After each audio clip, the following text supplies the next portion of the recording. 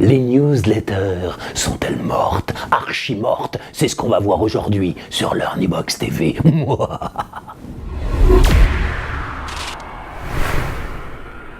Salut, c'est Lorenzo, le fondateur de LearnyBox. J'espère que vous allez bien aujourd'hui. Avec Fabrice Mouchin, aujourd'hui, nous allons répondre à cette question.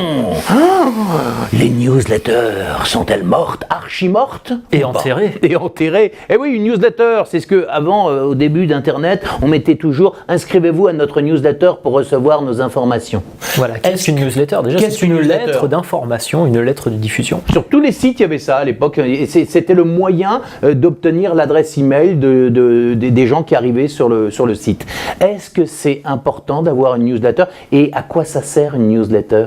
Alors, est-ce que la newsletter est morte? Ouais. La newsletter n'est pas morte. Il est important de communiquer avec vos abonnés et c'est le propos de la newsletter. Donc, elle n'est pas morte. Cependant, ce qui est mort, c'est de la proposer pour que les gens s'inscrivent. Ça ne marche pas. Les gens, ils s'en foutent de ce que vous avez à leur raconter tant que vous ne les avez pas intéressés déjà au départ. Donc, ils ne veulent pas s'inscrire à votre newsletter tant que vous n'avez pas démontré que vous avez quelque chose à leur apprendre et qui va leur être profitable. Donc, on ne propose pas au départ une newsletter pour qu'ils vous laissent leur email. Vous allez leur proposer de l'information pertinente, une vidéo, un audio, un PDF qui va répondre à une question gratuite, qui va répondre à une question essentielle qu'ils se posent. Si vous êtes kiné, comment je peux arrêter d'avoir mal au dos quand je me réveille le matin? Qui va apporter un résultat, encore une fois, un résultat final, n'oubliez pas ce terme, qui va apporter un résultat à leur problème, qui va soulager un problème, une douleur, une frustration, répondre à un besoin ou un désir. D'accord ? Donc la newsletter, elle n'est pas complètement morte, mais elle n'est pas utile en frontline sur le site internet. Ce n'est pas ce qui va permettre aux gens de capter l'email. D'accord ? Donc, n'oubliez pas, la newsletter, vous pouvez le faire, vous pouvez la proposer finalement.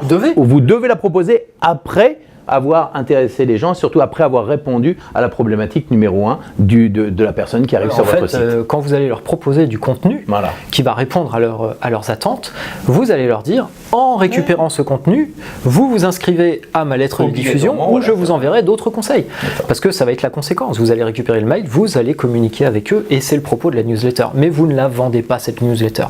Personne ne l'achète. Donc, si vous avez un petit encart là, sur votre site internet ou votre page qui dit inscrivez-vous à ma newsletter, vous tout de suite vous la retirez, on ne l'enterre pas, vous la retirez, vous mettez à la place télécharger ce PDF gratuit ou regarder une vidéo gratuite qui va résoudre votre problème et en plus vous recevrez les news, les informations essentielles pour soigner votre mal de dos par exemple. Tout à fait. Ok, voilà, merci Fabrice. Je t'en prie Lorenzo. C'était Lorenzo pour LearnyBox TV. Allez, salut maintenant, n'oubliez pas de vous abonner, de partager, de liker et puis vous pouvez cliquer ici pour accéder justement à la formation starter du web pour cartonner sur le web. Allez, salut maintenant, ciao.